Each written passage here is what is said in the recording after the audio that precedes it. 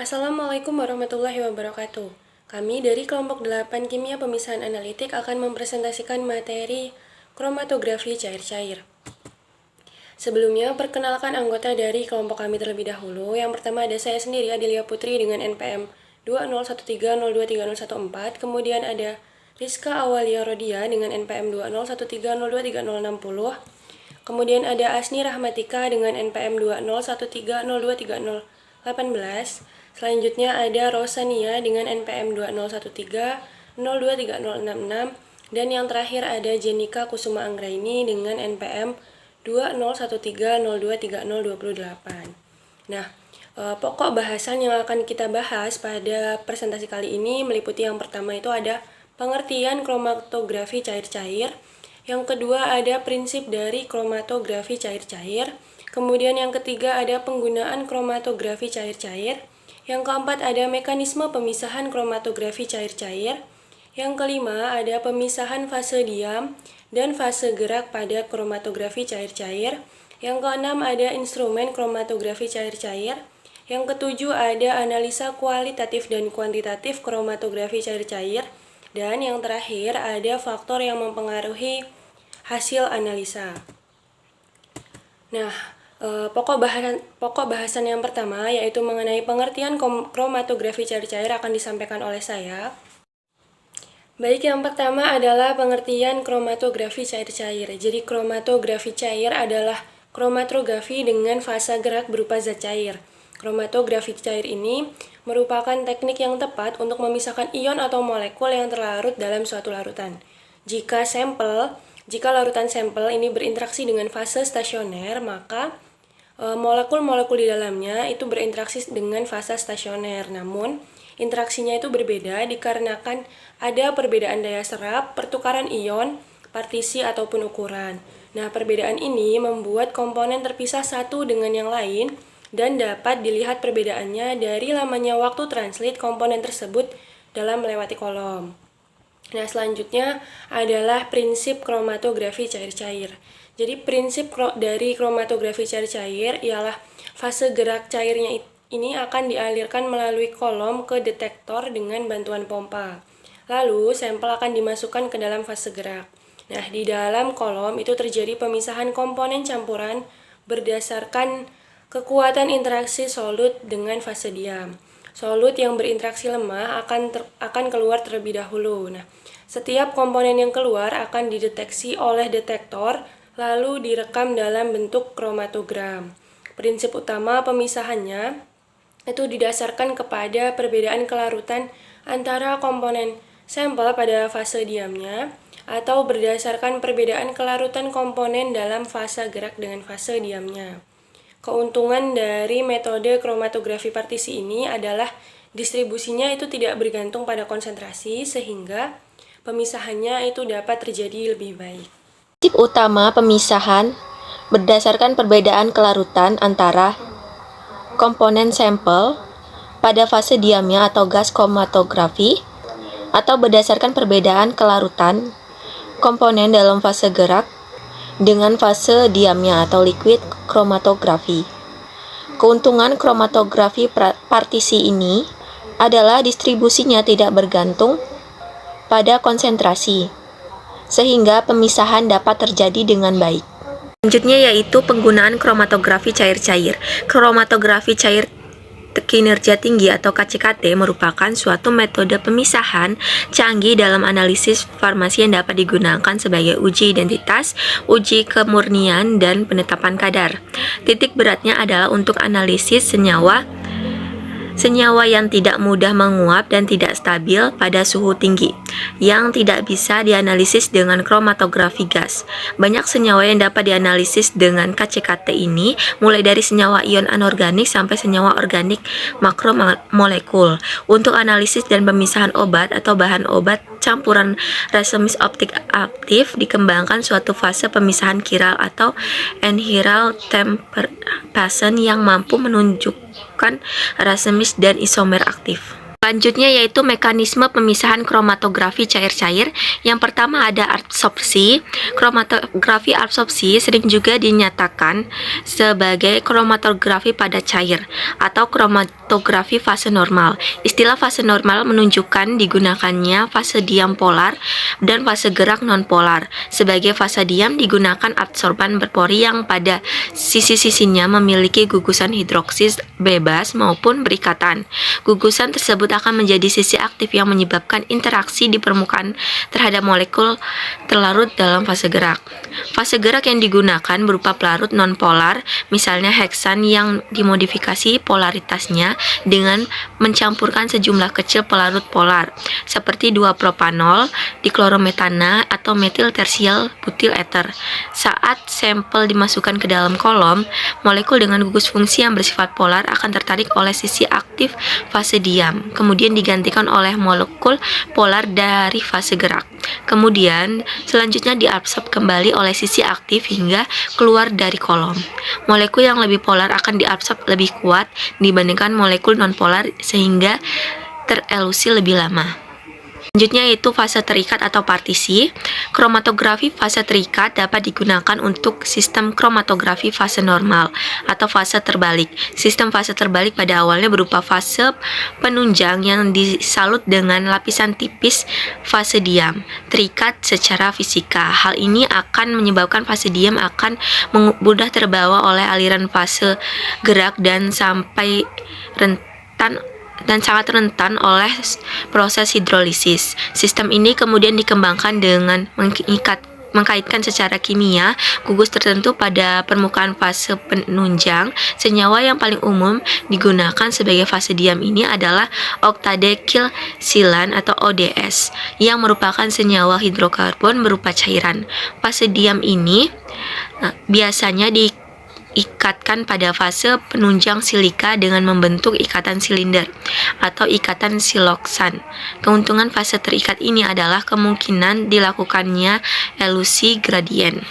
Selanjutnya penukar ion. Kromatografi penukar ion ini memanfaatkan perbedaan tingkat afinitas ion-ion dalam larutan terhadap kumpulan ion bermuatan yang terdapat dalam kolom. Gugus fungsi alami yang menjadi sisi aktif penukar ion adalah amonium kuartener untuk anion dan asam sulfonat untuk kation. Sebagai penunjang sisi aktif digunakan penukar ion yang berasal senyawa berikatan silang dari poliestiren, polidekstran, dan silika. Selanjutnya dikembangkan sistem penukar ion menggunakan partikel yang lebih kecil. Lapisan tipis lateks dijadikan sebagai penukar ion. Media penukar ion seperti ini kemudian disebut sebagai resin penukar ion. Hasil dari pengembangan ini adalah peningkatan terhadap kemampuan pemisahan, kecepatan, efisiensi, dan selektivitas. Sifat dari resin dapat diatur dengan melakukan modifikasi terhadap derajat ikatan silang, ukuran, dan gugus fungsi penukar lainnya. Selanjutnya yaitu eksklusi. Kromatografi eksklusi ini dikenal juga dengan sebutan kromatografi gel, filtrasi gel, atau permeasi gel. Mekanisme pemisahan terjadi berdasarkan pemilihan ukuran partikel molekul. Molekul akan terdifusi dalam pori dengan ukuran tertentu. Molekul yang lebih kecil dari ukuran pori akan masuk dan mengalami pemisahan berdasarkan ukurannya. Selanjutnya yaitu pemilihan fase diam dan fase gerak pada kromatografi cair-cair. Yang pertama ada kromatografi fase terbalik atau reverse phase. Dalam sistem ini digunakan fase gerak polar, misalnya air, metanol, dan asetonitril, sedangkan fase diamnya non-polar, misalnya hidrokarbon C18 oktadekana. Cara ini biasanya digunakan untuk memisahkan senyawa-senyawa non-polar. Senyawa non-polar ini akan tertahan lebih lama di dalam kolom yang non-polar pula, sedangkan senyawa yang polar akan cepat keluar dari dalam kolom. Semakin polar fase geraknya, maka komponen yang dipisahkan akan semakin lama tertahan di dalam kolom. Oke, selanjutnya pembuatan fase diam. Kromatografi cair-cair menggunakan fase gerak cair dan fase diam cair pula. Agar fase diam yang berupa cairan tersebut dapat tetap tinggal di dalam kolom, maka fase diam ini harus dilapiskan secara tipis di dalam permukaan dinding kolom atau permukaan zat padat berpori yang disebut sebagai zat padat pendukung. Pelapisan ini dapat hanya secara mekanik, di mana permukaan dinding kolom atau zat padat pendukung dibasahi dengan fase diam sehingga permukaannya dilapisi secara tipis oleh fase diam. Cara ini mengandung resiko bahwa fase diam suatu saat dapat terelusi atau terbawa keluar oleh aliran fase gerak sehingga kolom menjadi rusak. Untuk menghindari hal ini, pelapisan fase diam sebaiknya melakukan ikatan kimia jika fase diam bereaksi dengan permukaan kolom atau permukaan zat padat pendukung sehingga fase diam dapat terikat kuat dalam kolom. Zat padat pendukung sebaiknya dipilih yang berpori, relatif besar dan tidak bereaksi dengan komponen yang dipisahkan. Ini untuk mencegah terjadinya absorpsi komponen-komponen yang dipisahkan oleh zat padat pendukung sehingga kurva kromatogram menjadi lebar. Zat padat pendukung yang sering digunakan ialah tanah diatomai, silika, alumina, zolit, atau resin polimer yang berpori. Sedangkan fase diam yang digunakan dapat dipilih sesuai dengan urutan kepolaran ialah hidrokarbon alifatik lebih kecil dari olivellin, lebih kecil dari hidrokarbon aromatik, lebih kecil dari halida, lebih kecil kepolarannya dari sulfida, lebih kecil lagi eter, lebih kecil dari senyawa nitro, lebih kecil dari ester, aldehida, lebih kecil dari keton, lebih kecil dari alkohol, lebih kecil dari amina, lebih kecil dari sulfon, lebih kecil dari sulfosida, lebih kecil dari amida, dan lebih kecil dari asam karbohidrat serta lebih kecil dari air. 3. Cara pembuatan kolom. Agar fase diam yang berupa cairan dapat melapisi secara merata di permukaan zat padat pendukung, maka fase diam ini kita larutkan di dalam suatu pelarut yang mudah menguap. Sebaiknya zat padat pendukung harus dibuat dalam ukuran yang tertentu, antara 50 pikometer sampai 200 pikometer, dengan cara digerus dan disaring sehingga didapatkan ukuran butiran yang seragam. Setelah itu zat padat pendukung dikeringkan. Setelah kering, zat padat pendukung dicampurkan dengan larutan fase diam dalam sebuah gelas kimia sambil dilakukan pengadukan terus-menerus. Campuran ini didiamkan selama 1 malam agar larutan dapat masuk ke seluruh pori-pori zat padat pendukungnya. Kemudian zat dapat dilakukan penyaringan atau didekantasi untuk memisahkan pelarutnya. Zat padat pendukung yang telah dilapiskan dengan fase diam ini dikeringkan dengan cara dibiarkan dalam ruangan terbuka atau dalam oven untuk menghilangkan sisa pelarut yang masih tertinggal, kemudian siap diisikan ke dalam kolom. 3. Pemilihan fase gerak. Pada pemilihannya, fase gerak harus diperhatikan sebagai berikut, yaitu fase gerak tidak boleh tercampur dalam fase diam, harus mempunyai kekentalan yang rendah agar dapat mengatur dalam kolom dengan lancar, harganya relatif murah, tidak beracun, dan kemurnian tinggi dan stabil. Lalu, instrumen kromatografi cair-cair. Untuk melihat skema instrumennya dari kromatografi cair-cair dapat dilihat pada gambar berikut. Baik, selanjutnya yaitu kromatografi cair kinerja tinggi yang terdiri dari beberapa komponen, yaitu yang pertama fase gerak. Fase gerak dari HPLC merupakan zat cair yang disebut eluen atau pelarut. Dalam HPLC, fase gerak selain berfungsi untuk membawa komponen-komponen solut, komponen-komponen campuran menuju ke detektor, selain itu juga dapat berinteraksi dengan solut-solut. Nah, oleh karena itu, fase gerak dalam HPLC merupakan salah satu faktor penentu keberhasilan proses pemisahan persyaratan zat cair yang akan digunakan sebagai fase gerak, yaitu yang pertama, zat cair harus bertindak sebagai pelarut yang baik untuk cuplikan yang akan dianalisis. Lalu yang kedua, zat cair harus murni untuk menghindari masuknya kotoran yang dapat mengganggu interpretasi kromatogram. Lalu yang ketiga yaitu zat cair harus jernih untuk menghindari penyumbatan pada kolom. Nah, biasanya pelarut ini disaring terlebih dahulu dengan denan saringan nilon yang berukuran diameter pori 0,45 mium. Lalu yang keempat, zat cair harus mudah diperoleh, murah, tidak mudah terbakar, dan tidak beracun.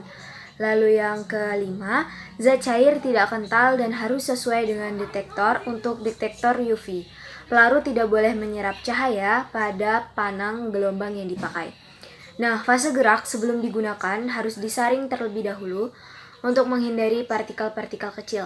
Selain itu, adanya gas dalam fase gerak juga harus dihilangkan, sebab adanya gas akan berkumpul dengan komponen lain, terutama di pompa dan detektor, sehingga akan mengacaukan analisis. Elusi dapat dilakukan dengan cara isokratik atau komposisi fase gerak tetap selama elusi, atau dengan cara bergradien, yaitu komposisi fase gerak berubah-ubah selama elusi, yang analog dengan pemrograman suhu pada kromatografi gas.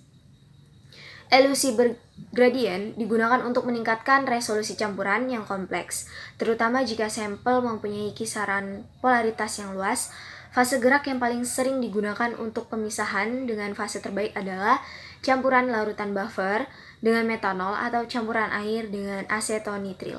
Untuk pemisahan dengan fase normal, fase gerak yang paling sering digunakan adalah campuran pelarut-pelarut hidrokarbon dengan pelarut yang terklorisasi atau menggunakan pelarut-pelarut jenis alkohol. Pemisahan dengan fase normal ini kurang umum dibanding fase terbalik.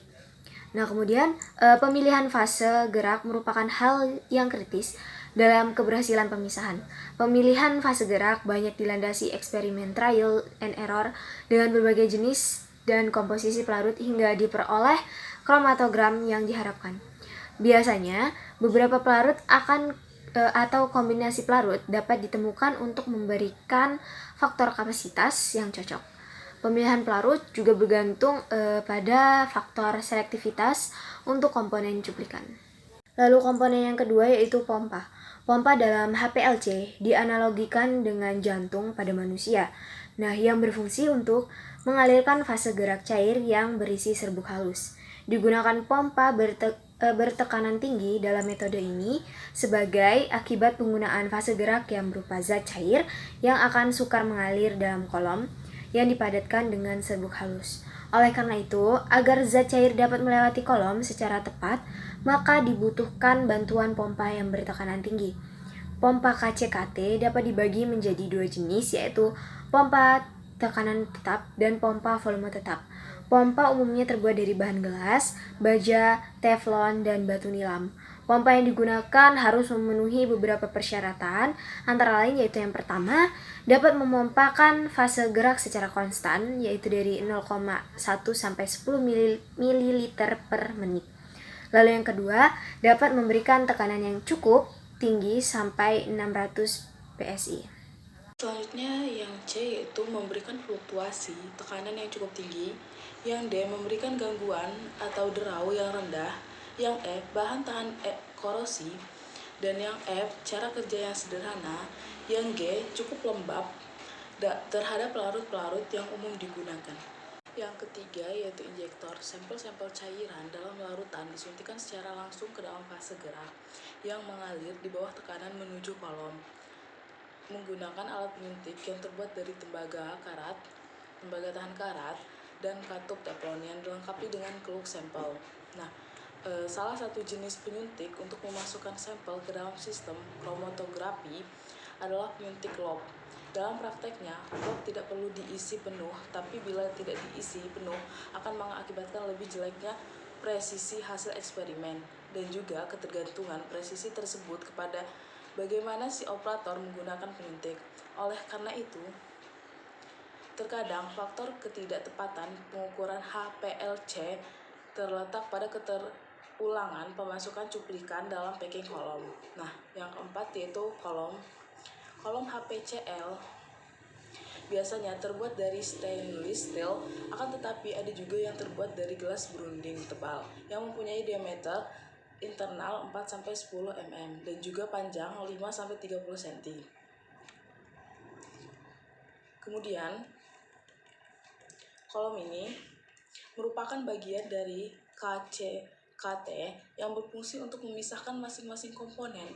Keberhasilan atau kegagalan analisis bergantung pada pilihan kolom dan juga kondisi kerja yang tepat. Kolom dibagi menjadi dua bagian, yaitu yang pertama, kolom analitik. Nah, kolom ini adalah garis tengah dalam 2-6 mm panjang bergantung pada jenis kemasan. Untuk kemasan velikel biasanya panjang kolom 50 sampai 100 cm.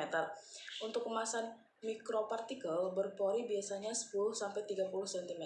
Yang kedua yaitu ada kolom preparatif. Nah, kolom ini umumnya bergaris tengah 6 mm atau lebih besar dan juga panjangnya 25 sampai 100 cm.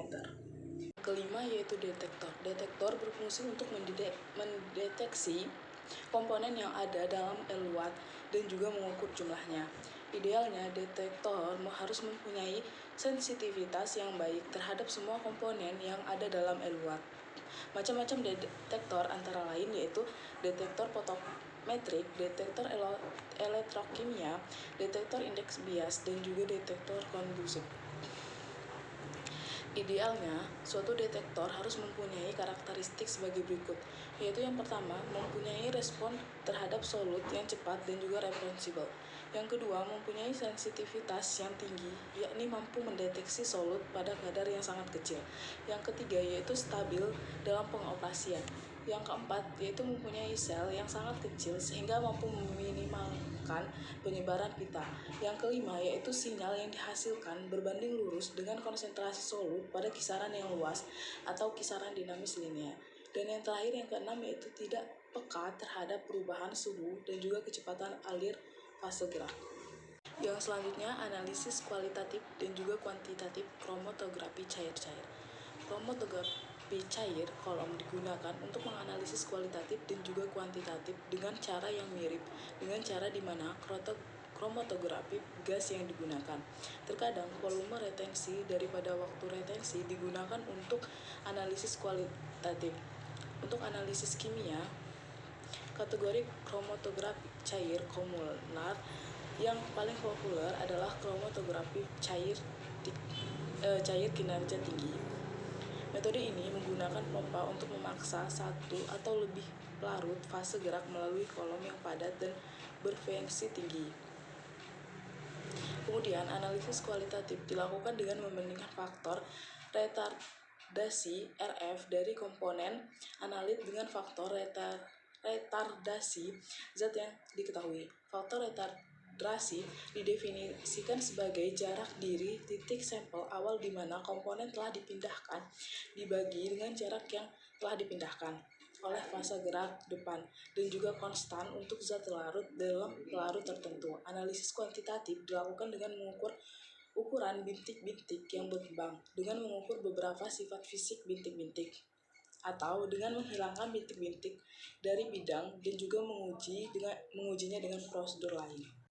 Baiklah, selanjutnya itu ada faktor yang mempengaruhi hasil analisa. Untuk menguji kesesuaian instrumen sesuai dengan persyaratan yang meliputi number of theoretical plates of the column atau N, resolusi, RS, dan asimetri faktor. Yang pertama yaitu resolusi atau daya pisah.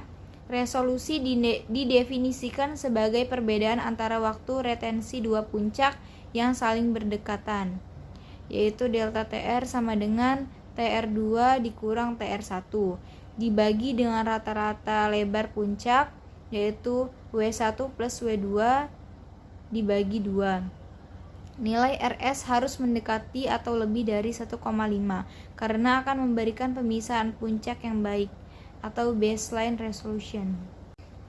Keterangan di situ ada TR1 yaitu waktu retensi zat 1, TR2 waktu retensi zat 2, W1 lebar 10% dari tinggi puncak zat 1, W2 yaitu lebar 10% dari tinggi puncak zat 2.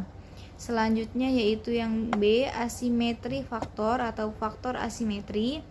Jika puncak yang akan dikuantifikasi adalah asimetri, maksudnya tidak setangkup, maka suatu perhitungan asimetrisitas merupakan cara yang berguna untuk mengontrol atau mengkarakteristik sistem kromatografi. Peningkatan puncak yang asimetri akan menyebabkan penurunan resolusi, batas deteksi, dan presisi. Kromatogram yang memberikan harga AS sama dengan 1 menunjukkan bahwa kromatogram tersebut bersifat asimetris. Nilai AS lebih besar dari 1 menunjukkan bahwa kromatogram mengalami pengekoran atau tailing. Semakin besar nilai AS, maka kolom yang dipakai semakin kurang efisiennya. Dengan demikian, harga AS dapat digunakan untuk melihat efisiensi kolom kromatografi. Selanjutnya yang C yaitu ada efisiensi kolom. Ukuran efisiensi kolom adalah jumlah lempeng yang didasarkan pada konsep lempeng teoritis pada destilasi. Efisiensi kolom berkaitan dengan pelebaran puncak dari pita awal ketika melewati kolom. Makin besar nilai N, maka efisiensi kolom semakin baik. Baik, demikianlah presentasi dari kelompok kami. Kurang dan lebihnya kami mohon maaf. Semoga yang kami sampaikan dapat menambah pemahaman dari rekan-rekan semua mengenai kromatografi cair-cair. Kami akhiri. Wassalamualaikum warahmatullahi wabarakatuh.